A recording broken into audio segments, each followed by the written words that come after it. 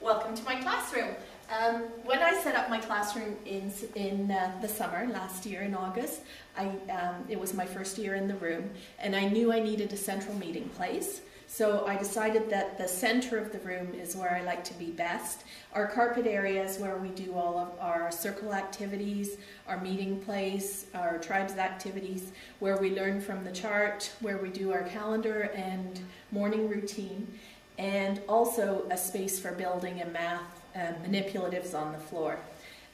From the center of the room, which is a small table in the middle of the room, is where I work with students doing guided reading, and from that location I can see all of my centers that are working within the room.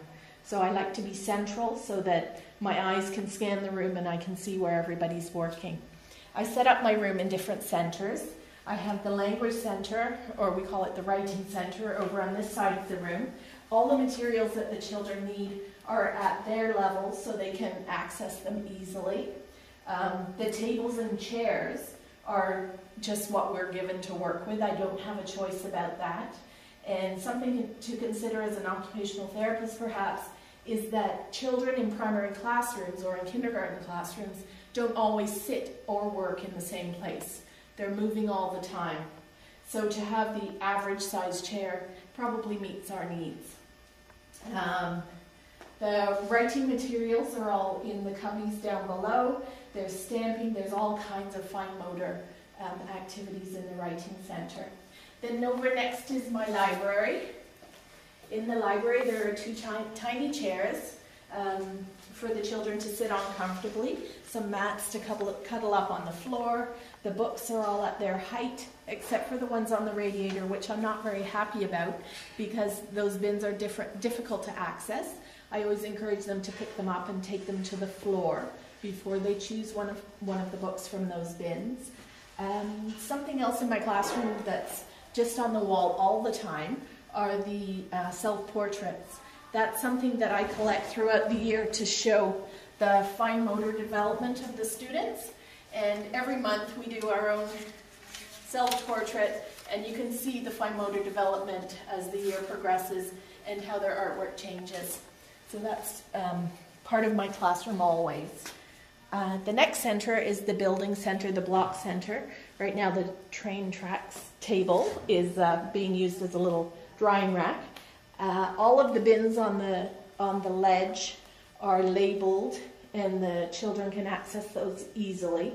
When they're choosing a bin, they have to take the whole bin to the carpet so that it's easy for them to pick the materials out.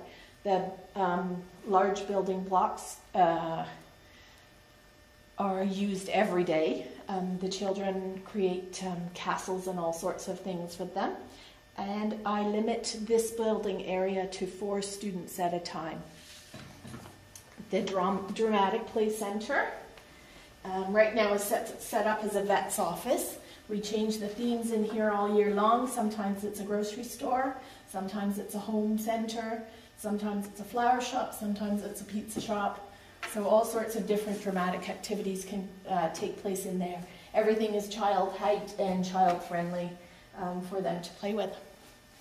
And over here, part of my math set, my large carpet area is I have math bins of activities, child height, on the shelf, ready to access any of those manipulatives that they may want to use, as well as math shelves over here, all labeled, the manipulatives that they may use there. Tracy, is this where all the kids sit, like in circle time? Yes, this large carpet area is what we use for our meeting place.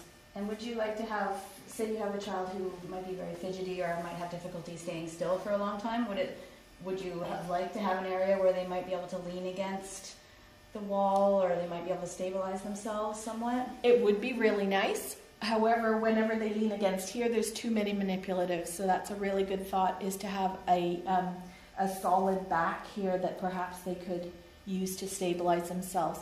If students are really feeling uncomfortable at the carpet, or we're sitting for a period of time that is past their endurance, we use these little mats or little carpets sometimes just to give them a little island of their own, and most of them are able to cope with that.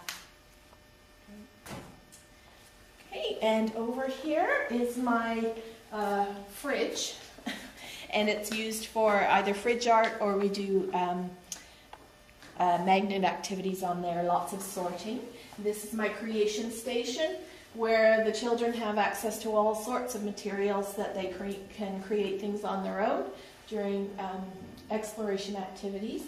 The artwork on the wall, at the beginning of the year, my plan was to have those frames so the children could actually use chalk and draw on them. And then when I realized that they were too high, even at that low level, we just turned it into a masterpiece theater, so that we just displayed their art instead. The sand tables here, accessible to them.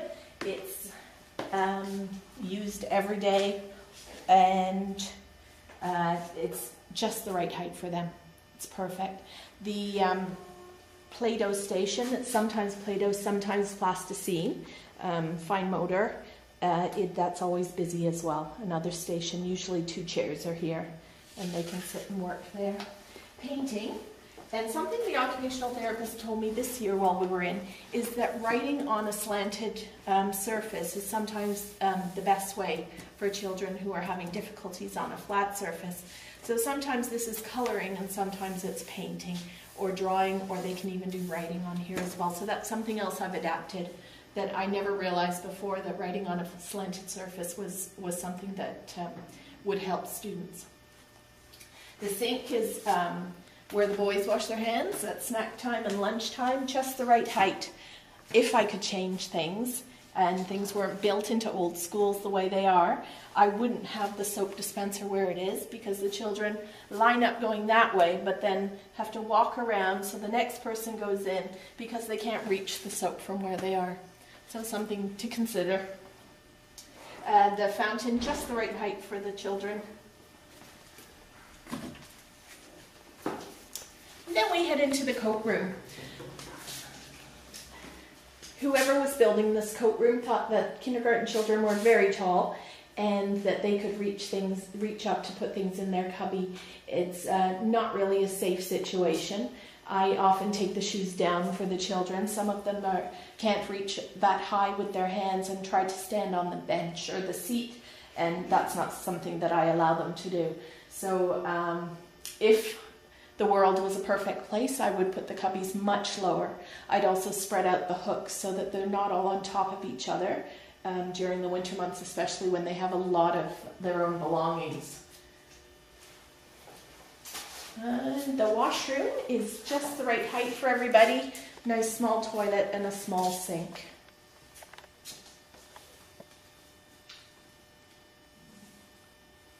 And then we have access to our outdoor playground here through this door. And all the toys are stored in the shed outside. We have many tricycles, scooters, and other outdoor equipment stored in there, as well as toboggans and other gross motor things that they can do outside in all seasons. The reason that I set up my classroom this way is so that every center has its own little quiet work area. By having them spaced this far apart, they really get involved in their activities as opposed to wondering what's happening over at the other center. Another thing that I have to consider when setting up is that there are enough table and seat areas on the tile floor, because that's where they eat their lunch and have their nutrition break as well. So food onto the carpet isn't a good thing in a kindergarten classroom, so I do have to consider that. Another thing that I use in my classroom is the placemat system. So every child has made their own placemat at the beginning of the year. Wherever the placemat is placed, that's where they eat their lunch or their snack, so it mixes up the students. The calendar board in my classroom is something that I wish was accessible to the children.